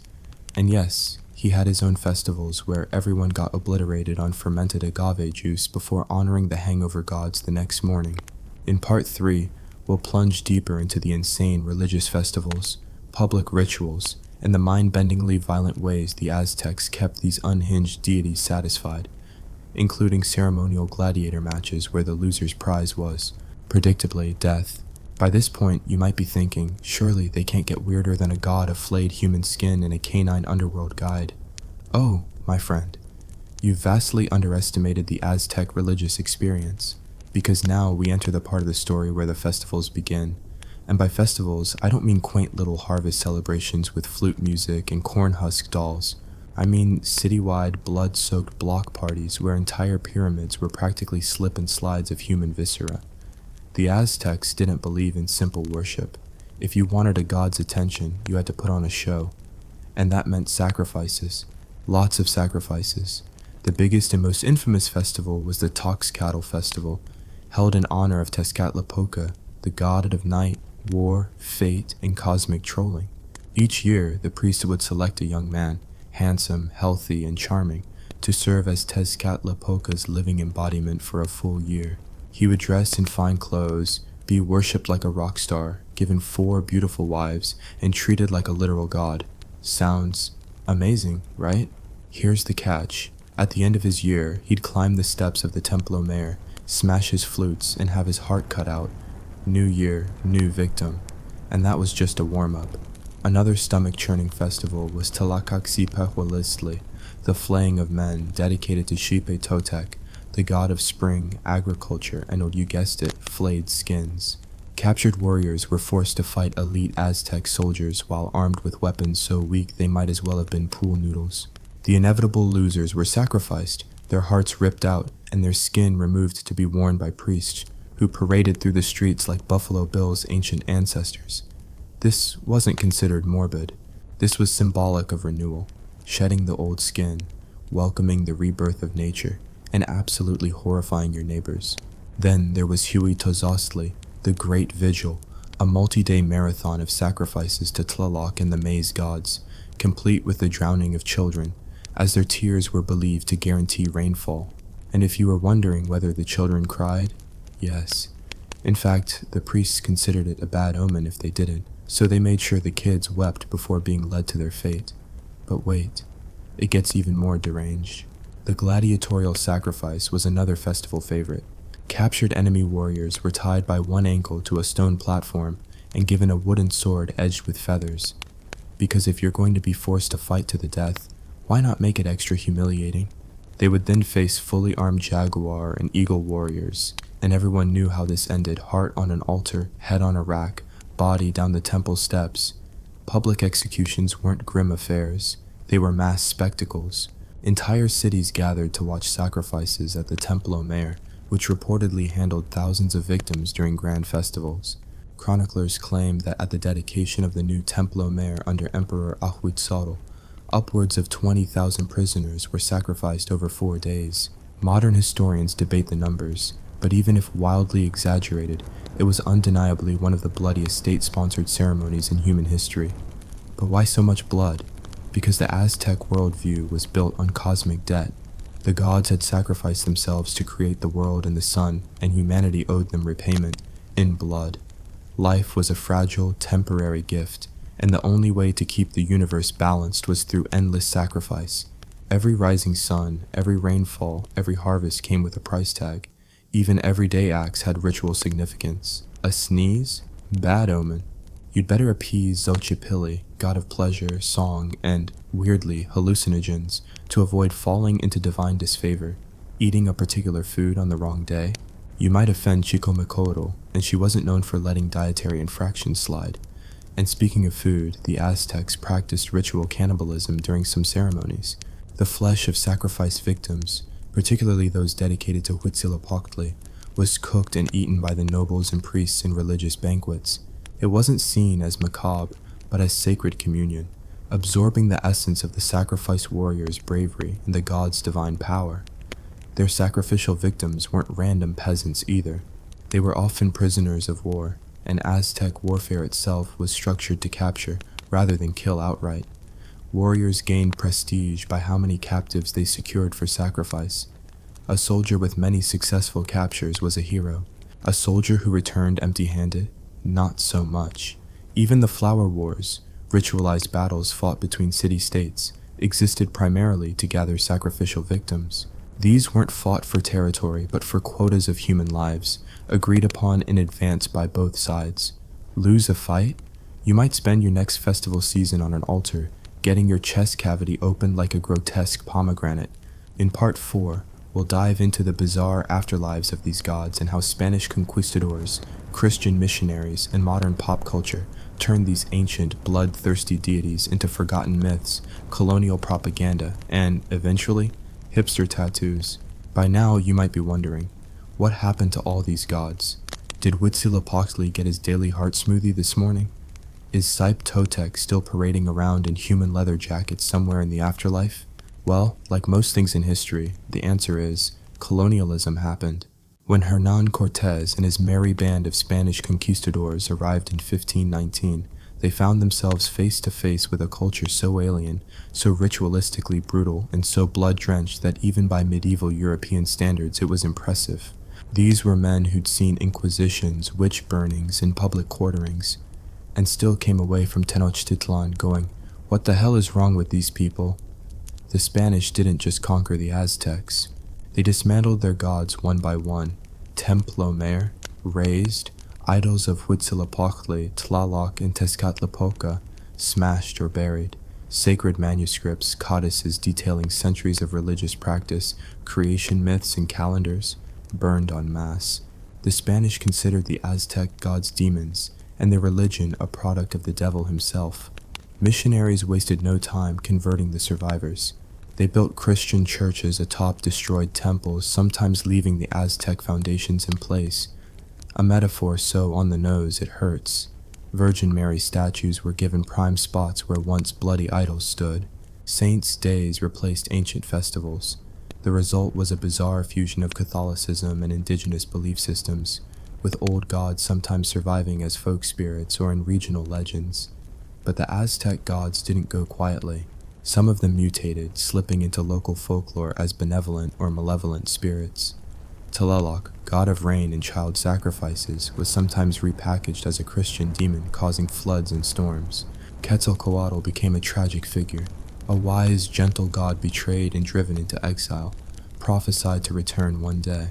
Conveniently, Cortés' arrival in 1519 aligned with one such return prophecy, and some historians argue this contributed to the initial Aztec hesitation to resist the Spaniards, though it's likely more complicated than that. Guns, smallpox, and ruthless strategy played bigger roles. Other gods were absorbed into Christian symbolism or quietly referenced in syncretic practices. Dia de los Muertos, Day of the Dead, for example, retains eerie similarities to ancient Aztec festivals honoring the dead, like Miquelhuitantli, a festival dedicated to deceased children, and Huimiquelhuitl, honoring adult ancestors. Sugar skulls and marigolds may have Catholic labels today, but their roots are unmistakably pre-Columbian. For centuries, official histories and church doctrine painted the Aztec gods as savage monstrosities, evidence of the New World's supposed barbarism. The surviving codices, written under Spanish supervision, heavily sanitize or distort Aztec religious beliefs, turning some gods into cartoonish villains while erasing the nuances of their mythology. It wasn't until the 20th century that archaeologists, anthropologists, and indigenous activists began reclaiming these forgotten deities from centuries of colonial PR. The rediscovery of the Templo Mayor ruins beneath Mexico City in 1978 cracked open a literal doorway to the past. Beneath centuries of Catholic architecture lay the bones of old gods, blood altars, and sacrificial stones. Today, you can visit museums where statues of Coatlicue loom in terrifying majesty, a goddess of life, death, and rebirth, whose snake-skirted, decapitated figure still unnerves modern viewers. Festivals like Day of the Dead openly embrace the idea that death is part of life's cycle, a concept the Aztecs understood intimately, if violently. Modern pop culture has also had its fun with these ancient gods. Quetzalcoatl turns up in everything from fantasy novels to Japanese RPGs to weird internet conspiracy theories. Huitzilopochtli makes occasional cameos in comic books and niche horror films. And if you've ever seen a stylized flayed figure tattooed on someone's shoulder at a metal concert, odds are it's Zype Totec. But what makes the Aztec pantheon endlessly fascinating isn't just the gore or the bizarre festivals. It's how deeply it reflected the Aztec worldview. This was a society hyper-aware of mortality, cosmic debt, and the precariousness of life. They built a theology around survival in a universe they believed was fundamentally hostile, where gods bickered like drunks at closing time and the only way to stay afloat was through constant spectacular sacrifice. It's a brutally honest religion. The gods aren't distant moral paragons. They're messy, flawed, and often terrifyingly indifferent to human suffering. Their demands are high and the cost of neglect is absolute. It makes sense in a world where crops fail, plagues strike, and neighboring cities are one drought away from war. And in a way, modern humanity isn't so different. We may not cut hearts out on temple steps, but we still bargain with fate, chase good omens, and quietly pray to whatever invisible forces we believe might listen, even if it's just hoping your phone survives on 1% battery. So the next time you complain about Monday, spare a thought for some Aztec peasant who woke up knowing it was the festival of Tezcatlipoca, and that some unlucky soul, maybe him, was about to spend his afternoon staring at the business end of a Nile Arzo, obsidian knife. That's it for our blood-soaked, obsidian-sharp descent into the nightmarish, fascinating pantheon of the Aztec Empire. If you made it this far, you're officially tougher than most of Huitzilopochtli's sacrifices. Don't forget to like, subscribe, and drop a comment telling me which Aztec god you'd least like to meet in a dark alley. Personally, I'm avoiding Zype Totec. I'm way too attached to my skin. See you next time for another unsettling, absurd, and gloriously uncomfortable dive into the haunted attic of human history.